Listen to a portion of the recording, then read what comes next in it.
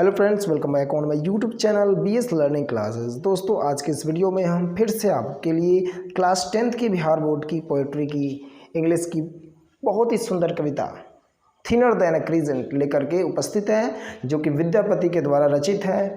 इस चैप्टर में दोस्तों विद्यापति जी ने कृष्णा और राधा के अलौकिक प्रेम को बयां करने की कोशिश की है। चूँकि ये जो पोएट है ना विद्यापति जी, ये जब भी कभी कविता लिखते हैं ना, वो राधा और प्रेम से ही जुड़ी हुई कविताओं को लिखते हैं। विद्यापति जी की कविताएं बहुत ही फेमस है। चलिए इसको पढ़ने की कोशिश करते हैं। सबसे पहले हम विद्यापति जी की जीवनी के बारे में पढ़ेंगे। दोस्तों, यहाँ लिखा है, born in the village of Bisapi in Madhubani on the eastern side of north Bihar. ये जो वर्ड लिखा है ना, ईस्टर्न साइड का मतलब होता है, ईस्टर्न साइड का मतलब होता है यानी पूर्वी हिस्सा, और नॉर्थ बिहार का मतलब होता है उत्तर बिहार। तो विद्यापति जी का जन्म यानी मधुबनी ज़िले के बिसापी गांव में हुआ था, जो कि हमारे उत्तरी बिहार के पूर्वी हिस्सों में स्थित है। इसे पूरा ऐसे जानेंगे कि born in the village of Bisapi in Madhubani, यानी मधुबनी ज़िले के बिसापी गांव में इनका जन्म हुआ था विद्यापति जी का, और जो कि कहाँ है, on the eastern side of north Bihar, जो कि उत्तर बिहार के पूर्वी हिस्से में स्थित है। उसके बाद देखते हैं, Vidyapati is well known for depicting the pangs of separation in the well known tradition of Jayadeva. ये जो वर्ड लिखा है ना बच्चों, वेल नोन इसका मतलब होता है जाना माना, डिपिक्टिंग का मतलब होता है चित्रण करना, चित्रित करना, बयां करना, और ये जो वर्ड लिखा है पैंग्स ऑफ सेपरेशन का मतलब होता है बच्चे, पैंग्स ऑफ सेपरेशन का मतलब होता है जुदाई के दर्द, यानी विरह के दर्द। पैंग्स का मतलब होता है दर्द या विरह, और सेपरेशन का मतलब होता है जुदाई। तो इस चैप्टर में हम जो विद्यापति जो है ना, वो क्या बयां करने की कोशिश करते हैं, है ना। ये जब भी कविताएं लिखते हैं तो ये जुदाई के दर्द को बयां करने की कोशिश करते हैं, इसका चित्रण करते हैं। तो यहाँ लिखा है ना, Vidyapati is well known for depicting the pangs of separation. Vidyapati ji जाने माने जाते हैं किस लिए, डिपिक्टिंग चित्रण करने के लिए जाने माने जाते हैं। क्या चीज़ की, तो जुदाई के दर्द को चित्रण करने के लिए ये जाने माने जाते हैं। ये ऐसे पोएट थे जिनका नाम विद्यापति जी था। तो देखते हैं इसके आगे, in the well known for tradition of Jayadeva, और ये जाने माने ट्रेडिशन ऑफ जयदेवा, यानी ये जाने माने जाते हैं, यानी जयदेवा की परंपरा से जाने माने जाते हैं। यानी जयदेव जो थे ना, जयदेव वो भी एक जाने माने पैंग्स ऑफ सेपरेशन यानी जुदाई के दर्द को बयां करने वाले कवि थे, और विद्यापति जी भी कुछ ऐसे ही कवि थे। तो ये दोनों कवि जो है ना, ये दोनों कवि यानी जाने माने जाते हैं, उसी परंपरा से थे, उसी शैली से थे। आगे है, his love songs recreate the world of Radha and Krishna. कहते हैं इनकी जो प्रेम कथा होती है ना, वो रिक्रिएट करती है। क्या रिक्रिएट करती है, the reveals the world of Radha and Krishna. यानी ये जो लिखते हैं ना, इनकी जो कविताएं होती हैं, जयदेव और विद्यापति जी की इनकी जो कविता होती है ना, वो राधा और कृष्णा के प्रेम से जुड़ी होती है।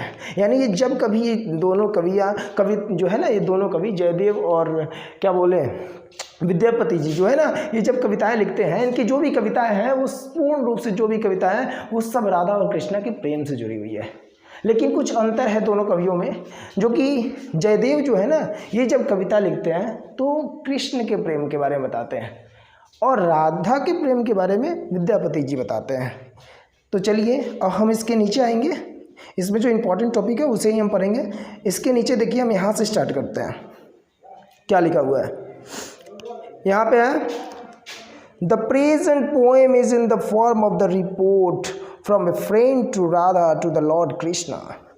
देखिए बच्चों, लिखा है द प्रेजेंट पोएम, यानी जो दी गई जो कविता है, is in the form of A report, एक संदेश के रूप में है, एक रिपोर्ट के रूप में है, जो कि from a friend of Radha to lord Krishna, जो कि है ना एक राधा की सहेली के द्वारा संदेश किया गया है, संदेश भेजा गया है ना, किसके लिए? To lord Krishna, lord Krishna के लिए लिखा गया है। यानी ये पूरी जो दी गई प्रस्तुत कविता है डिनर देन अ क्रिसेंट, ये जो कविता है वो एक संदेश है जो कि राधा की सहेली के द्वारा माधव को यानी श्री कृष्ण को, भगवान श्री कृष्ण को यानी भेजा जा रहा है। चलिए आगे बढ़ते हैं। The lord has had no occasions to meet Radha for some time. Sometimes का मतलब होता है कभी कभी, ओकेशन का मतलब होता है अवसर, ठीक है ना।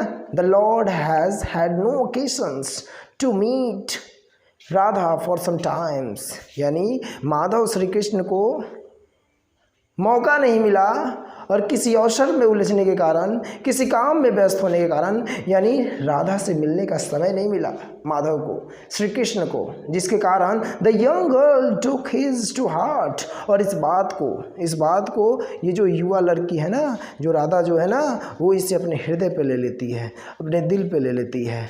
किस बात को? यानी जब माधव का कई दिन हो गया है राधा से मिलना, और राधा इस बात को लेकर काफ़ी क्या है, विचलित है, और ये इस बात पर विचलित होकर क्या कर रही है, इसे अपने हृदय पे ले ली है इस बात को।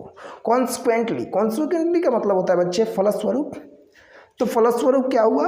हर हेल्थ बिगेन टू फॉल, उसका जो हेल्थ है, शरीर जो है वो क्या होने लगा है, अब बिगड़ने लगा है, स्वस्थ बिगड़ने लगा है, वह दुबली होती जा रही है, वो पतली होती जा रही है, उसका शरीर बिगड़ता जा रहा है, उसकी स्थिति बिगड़ती जा रही है, उसकी हालात बिगड़ती जा रही है।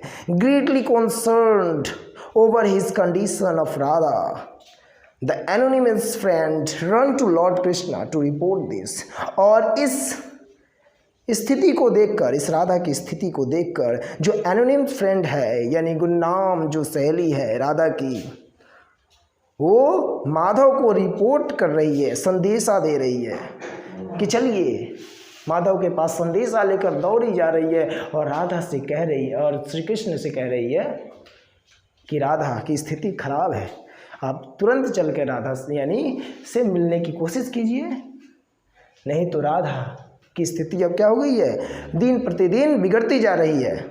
तो चलिए देखते हैं बच्चे, इसमें राधा जो है, राधा की सहेली जो है, राधा की स्थिति को कैसे लेकर श्री कृष्ण के पास जा रही है, इसे हम समझने की कोशिश कर रहे हैं। इसके पहले आपसे अनुरोध है कि आप कृपया करके इस वीडियो को अंत तक जरूर देखें, है ना, ये मेरी प्रार्थना रहेगी आपसे। तो चलिए अब स्टार्ट करते हैं। यहाँ जो लिखा है ना दोस्तों, हर टीयर्स कार्व्ड रिवर, टीयर्स का मतलब होता है आंसू, कार्व्ड का मतलब होता है धारण करना, या जैसे कि कोई चीज़ शिलालेखों पर, है ना, निशान लगाना, लिखना। तो दोस्तों लिखा है her tears carved river and she broods on its bank hurt and confused. यहाँ पे माधव से रिपोर्ट किया जा रहा है, वो बच्ची जो है ना दौड़ी गई है और माधव से शिकायत कर रही है, किसके बारे में? राधा के बारे में। क्या कह रही है?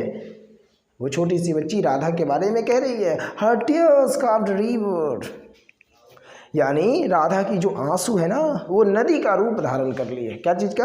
नदी का रूप। यानी हे माधव, राधा दिन प्रतिदिन दुबली होती जा रही है, वो रो रही है, बिलख रही है आपके वियोग में, और उसकी जो आंखों से निकली हुई जो आंसू है ना वो नदी का रूप धारण कर लिए है। And she broods on its bank. बच्चों जो बैंक लिखा है ना, बैंक मतलब होता है नदी, उसी नदी का किनारा। और सी ब्रूड्स का मतलब होता है चिंता करना। क्या लिखा है यहाँ पे? Her tears carved river and she broods on its bank. उसकी आंसुओं ने नदी का रूप धारण कर लिया है, यानी राधा इतनी रोई है कि उसकी आंसुओं से एक नदी का रूप धारण हो गया है। And she broods on its bank, वो उसी नदी की किनार पर बैठकर चिंता कर रही है, सोच रही है, यानी याद कर रही है माधव को, और उसी याद में वो क्या हो रही है? हर्ट एंड कंफ्यूज्ड, वो चोट खाई हुई है, विचलित है। दोस्तों यहाँ पे इस लाइन को आप एक बार फिर से समझिए। राधा के बारे में माधव से शिकायत किया जा रहा है, बताया जा रहा है कि हे माधव आप जल्द आइए, नहीं तो राधा की स्थिति बिगड़ती जा रही है ना। राधा क्या कर रही है? बहुत रो रही है। राधा के रोने से एक नदी का रूप धारण हो गया है, उसकी आंसुओं से एक नदी का रूप धारण हो गया है और वो उसी नदी के किनारे पर बैठ के आपके इंतज़ार में डूबी हुई है, हृदय से चोट खाई हुई है, हृदय से कंफ्यूज है, विचलित है, उसकी सूझबूझ अब नहीं रही। तो देखिए उसके बाद क्या है, आगे हम समझते हैं।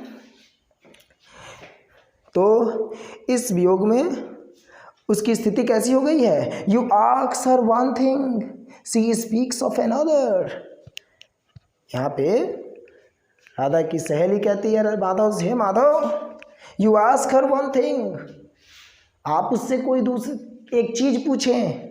सी स्पीक्स ऑफ अनदर, वो कुछ दूसरा ही कहती है, उसकी स्थिति सही नहीं है, उसकी हालात सही नहीं है। यदि उनसे हम कुछ दूसरा कुछ पूछूं तो वो कुछ दूसरा ही बताती है, जो पूछा जाता है वो उत्तर नहीं देती है, यानी उसकी सूझबूझ अब नहीं रही है। हर फ्रेंड्स बिलीव, लेकिन उसकी जो सहेलियां है ना, उसे उम्मीद है, विश्वास है, भरोसा है, that Joy may come again, कि उसकी जो खुशी है, हमारी जो सहेली है राधा की खुशी एक दिन फिर कम अगेन, वापस ज़रूर आएगी, उसकी आनंद ज़रूर आएगी, उसका खुशी वाला दिन एक दिन ज़रूर आएगा, वो एक दिन ज़रूर प्रश्न होगी। At times they vanished hope, at times का मतलब बच्चों होता है कभी कभी, मगर कभी कभी दे वैनिश्ड होप, होप माने होता है आशा, उम्मीद, लेकिन कभी कभी उनकी जो सहेलियां है ना, वो भी अपनी उस उम्मीद को, उस आशा को क्या हो जाती है, यानी खो देती है। एंड सीज टू केज, और भरोसा, वो भी उनका भी इस बात से भरोसा उड़ जाता है। देखिए बच्चों आगे क्या है, और वो लड़की दौड़ी जाती है, वो एनोनिम्स जो फ्रेंड है ना, राधा की जो सहेली है, वो माधव के पास दौड़ी जाती है, कहती है ओ माधव, हे भगवान, हे Shri Krishna, I have run to call you, यानी मैं तुम्हारे पास दौड़ी आई हूँ, चल के नहीं आई हूँ, मैं तुम्हारे पास दौड़ी आई हूँ। हे माधव, हम आपके पास दौड़ी आई हूँ। कॉल यू, किस लिए आई हूँ? टू कॉल यू, आपको बुलाने आई हूँ। Radha each day grows thinner than a crescent in the sky, क्यों? क्योंकि राधा प्रत्येक दिन, हर दिन ग्रोज थिनर, दुबली होती जा रही है, पतली होती जा रही है, उसका स्वास्थ्य बिगड़ता जा रहा है, यानी वो प्रत्येक दिन उसकी स्थिति बिगड़ती जा रही है। किस प्रकार? Thinner than a crescent in the sky, ऐसा उसकी स्थिति हो गई है जिस प्रकार अर्ध चांद की स्थिति की जा रहा, यानी दूज के चांद की तरह, यानी उसकी जो स्थिति है ना आसमान में, अर्ध चांद के जैसा उसकी स्थिति हो गई है। वो इतनी दुबली हो गई है कि आसमान में अर्ध चांद जैसे नज़र आता है ना, वैसे। तो दोस्तों ये जो कविता है वो राधा और कृष्ण के विरह की कविता विद्यापति के जी के द्वारा रचित था। ये वीडियो आपको कैसा लगा बच्चों?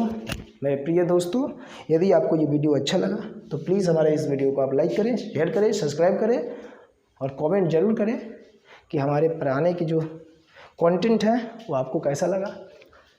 चलिए मिलते हैं अगले वीडियो के साथ, तब तक के लिए जय हिंद, जय भारत।